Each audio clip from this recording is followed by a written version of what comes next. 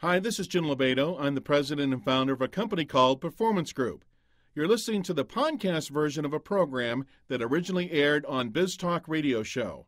I started BizTalk so you can have access to today's leading experts about growing your company and yourself.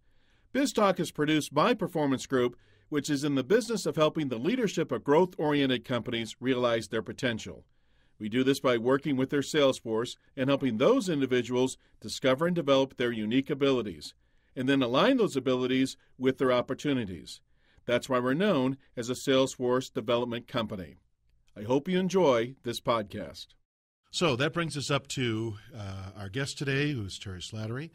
And I've known Terry for several years, and he has developed value differentiation strategies for clients in more than 100 industries and helped re-engineer their sales processes and trained and coached executives and sales management teams and their sales organizations. He is known as the creator of Wimp Junction, and maybe we'll be able to get into that tonight here. Wimp Junction is a program that teaches salespeople how to recognize and eliminate non-productive sales behavior, especially during complex sales, and has helped tens of thousands of salespeople improve their sales productivity. When he's not helping companies in their sales development program, I understand he's a pretty mean blues and jazz pianist. So, pianist, playing the piano, you get it. So, welcome to our program, Terry. Thank you, Jim. It's a privilege. Okay, Terry. The comment you made to me, which really got me thinking this week, was that customers have perceived that your margins are part of their cost reduction program. And I must admit, I kind of felt guilty about that this week when I was out and I bought a video camera. And when I went into the store, I fully expected to get a discount. From all the news I heard about what's going on with retail, I would expect to get a discount. And the clerk spent about 20 minutes with me trying to figure out the best video camera and even asked for a discount. And she looked at me and she said, "You know what?" She says, "Really don't offer discounts here. We just prevent you from making a mistake on buying the wrong video camera. And the one I picked out for you is the best one based on what you want to do." And it just kind of reminded me that, all you have to do is present that type of value and you get paid for it. But we all walk into our customers today expecting some type of discount. So what are you seeing out in the marketplace, working with the sales forces you work with, in this mindset that your margins, the company's margins are at risk? Well, I think that one of the things that we're seeing, of course, is that prospects do seem to assume that they have far more leverage than they really do against the seller. And a skilled professional on the other side of the table in your prospect's organization will attempt to use that leverage very effectively, but sometimes what's really fascinating is the prospects don't even ask, because right now a lot of salespeople are looking and sounding kind of desperate to get business. And I'm reminded of this about just a few days ago, I was at the airport in Indianapolis, and I'm waiting to catch my outbound flight, and I'm listening to a guy who should have been arrested for impersonating a salesman because he really wasn't one, but apparently that's what he thought he was. And so what he was doing was he had called his company on his cell phone and had gotten the price for a configuration of whatever product they sell. It was some kind of a system. And the price was about about $87,500. And so then I listened to this salesman. He was only about 10 feet away, and he's dialing the number of the prospect, and he calls the prospect, and he says, "Hi, I've got your price." And so the guy obviously said, "What is it?" And Jim, the salesman, says, "It's $87,500, but why don't you let me see what I can do for you?" And I thought, man, people are working in your company day and night in this economy to preserve precious margins, and you're out seeing how fast you can give them away.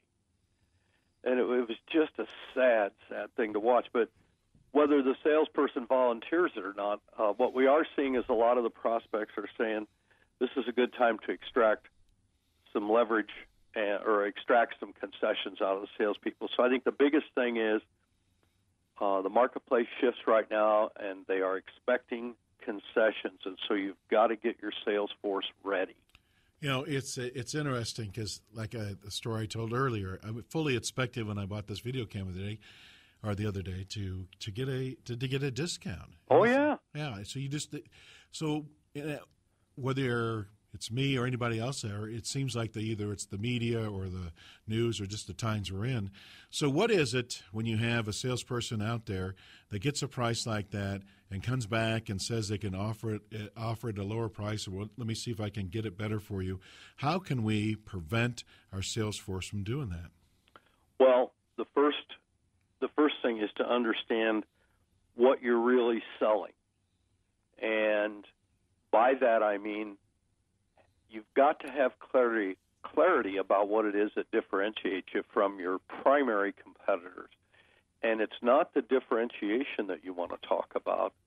It's the consequences of not having that differentiation. We can get some examples. I can give you some specifics on that. But what we refer to is you got to know your DV. You got to know your differentiating value. And by that we mean not just what separates you from your competition, but what is the value of what separates you from your competition in this particular organization that you're trying to sell into. Well, can you give us some real-world examples of what you've seen out there? Absolutely. I think one of the simplest ones that I've seen, and it transfers across, the concept transfers across so many industries. But I was working with a group that sells food ingredients, and one of the things that they were having trouble with, of course, in this economy has been the concept of, we give great service and we've got the highest quality products out there, but of course the purchasers are saying yes, but let's talk about your price. And so what happens is, in order to differentiate themselves from their competition, these were distributors, and what they were doing was providing added technical consulting to help the client get their food products, the new products especially, to market more quickly. So in essence, what they were selling was time to market. But they got paid in transactions for the ingredients that went into those new products, and in this case, there happened to be a lot of cinnamon that was part of this deal. And so the person who was the, quote, commodities buyer, which I always love, but the commodities buyer was thinking, gee, we can buy cinnamon any place, and your cinnamon is 3 cents a pound more than the other cinnamon that we can get. And so they were on the verge of moving this business for 3 cents a pound, which was only about, I think it was $1,200 over the term of the contract. But they were ready to move this business. And what was happening was, as soon as the technical consulting stops, because they were not going to do it anymore if they weren't getting the ingredient business, it was going to take them longer to get their products to market. So what they were selling again was time to market. But the person who would be most impacted by that change was not at the table. And Jim, that's the thing. In a down economy, when you're seeing people wanting to make changes, either if you're playing defense, for example, and you're trying to protect a relationship, make sure that you understand what the consequences are going to be if they choose to make the change.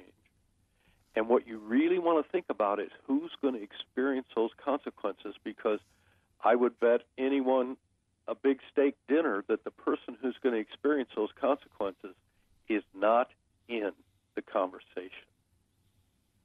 And it's closing that loop and making sure that that person's agenda, that person's needs are met, and that through making this change, that person would be hurt. And so in this case, obviously it's a brand manager who's responsible for the rollout of these new products, and time to market is everything in something as competitive as the industry they're in. And so what happens is someone over in one part of a complex organization in procurement makes a decision to achieve their cost reduction goals, and someone else over on the sales side of the business now doesn't get a product to market as quickly as they could. And the net effect is lost sales in order to achieve a short-term and small price concession. So basically, to summarize what you're saying is, sometimes our salespeople have the wrong people in the conversation. Absolutely.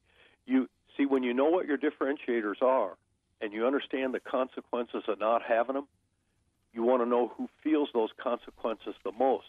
That person is your ally. So it's also developing relationships outside that buyer's office. Absolutely. And because if you think about it, most of my clients, and I know most of your clients, their business models are not set up to compete primarily on price. They have to be price competitive, but not price leading. And so one of the things we know is if you intend to compete primarily on value as opposed to price, and you get into, as a value player, you get into a price-driven competition, that's a lot like getting an invitation to a luau. And then when you get to the luau, you find out that they're expecting you to perform the role of the pig. And what I've seen is the pigs don't enjoy the luau as much as everybody else that's there. Right.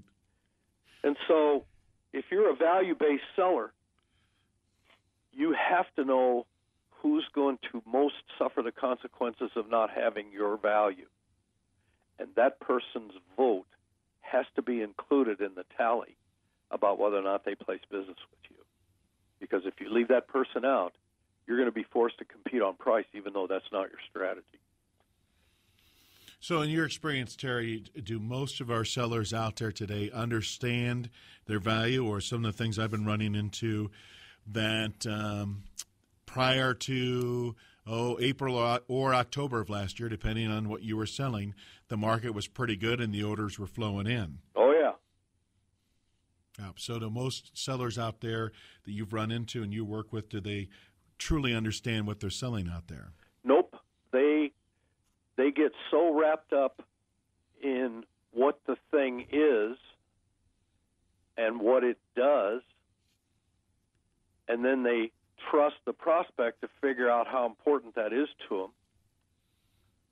and they don't understand what it's going to mean to the prospect to not have whatever they do that's unique. And so, yeah, they don't get it. There's another thing that I am noticing right now that is really an opportunity for your listeners, and it is this. Because of the prospect's belief that they can expect concessions, they can extract concessions, they tend to extend their buying cycle. They have more attempts and more bids, if you will, and have another round of negotiation and those kinds of things. And one of the things that's helping my clients a lot right now, and I hope it'll help your people, is you've got to know the cost of delay in a decision like the one that you're attempting to get. Because one of the things that helps my clients is to understand if delay for the prospect is free, in other words, if delay has no consequences, then we really don't have a prospect, because they should take forever to shop. And so one of the ways you can protect your margins is to know what the cost of delay is and use that cost of delay to accelerate their decision process, especially when you have the people involved who are going to suffer from that delay. So again, it's an incomplete cast of characters. Yeah, we're seeing that. We worked with a client this week, and most of their customers are farmers, and the farmers right now are holding off and making purchases right up till the spring. Oh, yeah. So there's a cost of delay with that. Terry, I was working with our clients this week, and one of the things that, in a marketplace where the competitors, the only bullet in their gun they're going out and shooting is the fact that their prices are lower and they can give a discount. And that's their new customer acquisition strategy, is to offer discounts. So when you see the market out there, going against the competition, do that. One of the things I'm telling my sales force, what you need to say is, people don't buy your products and services from you. They buy the net effect that you bring. So before we get to price, can we talk about the net effect that you're looking for? And that's just an attempt to get to switch people over to talking about this net effect that they're looking for. But how do you work with people who are sitting there on the sidelines, going to delay, because they think prices are going to keep going down? Right. One of the things, there are a couple strategies that we're seeing right now with people who are dragging this thing out and taking a long time that are working well. a lot of the financial services people that I'm working with are talking about, their prospects and clients sitting on these huge hordes of cash, waiting for, of course, more opportune investment opportunities and they think the thing will bottom out. And, of course, one of the questions is, how will you know that it's there? And it's real interesting to watch the reaction of the client when you ask that, because they say, well, the only way I'll know is, and effectively what they say is when I've missed it. Right. That's how I'll know. And so, again, if delay is free, then delay is the right decision. And if delay isn't free, it's the consequences of that delay that you want to get in play. Here's another example. I'm working with a company right now that sells healthcare IT solutions, and one of the main benefits has to do not only with the capturing of revenue that right now the healthcare provider is not getting, but also to improve the velocity of cash into the organization. So while the purchasing guys are attempting to squeeze the vendor for additional concessions, the borrowing costs are unnecessarily high that the CFO is experiencing, and the velocity of cash into the business is not what it could be. And so as a seller, it's incumbent upon us to understand not only the value we bring, but the consequences of not having it. And once those benefits are delayed, those are very real costs. And those costs may be far greater than any price concession anyone can give them. So, the way we remind our salespeople that is to ask them to think about this. If delay is free, how long should your prospect wait? Oh. And, of course, they all answer forever. Forever, correct. Yeah. Well, then you don't have a prospect. If delay is free and you're selling on value. If you're selling on price, that's a different game. Right. There's another thing that I want to share with you that's going on out there and having to do with selling in a down economy, and that has to do with the mindset of the selling organization. This past week, I live up in Minneapolis, and this past week the communities said goodbye to one of the long-term community business leaders. And he passed away a few days ago, and there was a wonderful service in the community. And as a matter of fact, I think the guy was from your area originally as a young man, but he was in his 90s now when he passed, and he was worth over $1 billion. And one of the many wealthy businessmen was talking on a radio show, and I was listening to it, and he was talking about the lessons he learned from this guy over the years when he was building his company. And what this banker taught him was, and I just thought this was beautiful, he says, when you need a deal, you're dead in that deal. And I thought, isn't that a great line? Mm-hmm. Because, boy, you and I have talked, Jim, about when salespeople think they need a deal, they essentially surrender an awful lot of control to the prospect at that point. And that's what this banker was talking about. Yeah, necessity never made a good deal. Yeah, isn't that the truth? So part of that needing that deal or perception it is coming from a scarcity mentality versus an abundance mentality. And right. And I told our audience here a couple of weeks ago that there's really two groups of people: those that have that abundance mentality, which is there are enough deals out there for me to hit my goals or be successful. I just need to go find them. Mm-hmm. That's an abundance mentality. Mm-hmm. Or a scarcity mentality: if I lose this one, there's not another one behind that. And I know that you have. This is not your first recession. And it's a really polite way of saying that you've been around a while. These are real gray hairs, but the thing is fascinating is it's been my privilege over the years I've been doing this to have worked with 2,000 companies. And we've been through recessions, and we've been through industry cycles that have been kind of vicious, even if the rest of the country was doing well. Right. And one of the other things that has helped a lot of those clients is as you anticipate this pressure, you kind of got to remember that the prospects aren't that creative. They've only got about 3 or 4 responses. You're going to encounter those over and over and over. And I wanted to share a couple things with your listeners that are getting good results for us. one of the things we've been getting good mileage out of sounds like this. When a prospect asks for a concession and the salesperson's been taught to say, that could be a problem. What were you hoping to hear? And usually that second exchange now will give you an idea of what's on the prospect's mind. And then, of course, if I know the cost of delay, and if I also know, and there's a companion related to the cost of delay, which is the cost of change. If I'm the incumbent, then the pain and cost of change is my friend, and I don't have to match the price of a guy who's trying to get the business, because the cost of making the change have to be added to that discounted price to get the true price of this thing.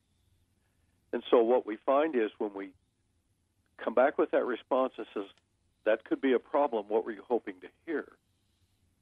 Usually they'll indicate kind of what they're expecting from a concession, and chances are you can kill it with the cost of making a change if you're the incumbent.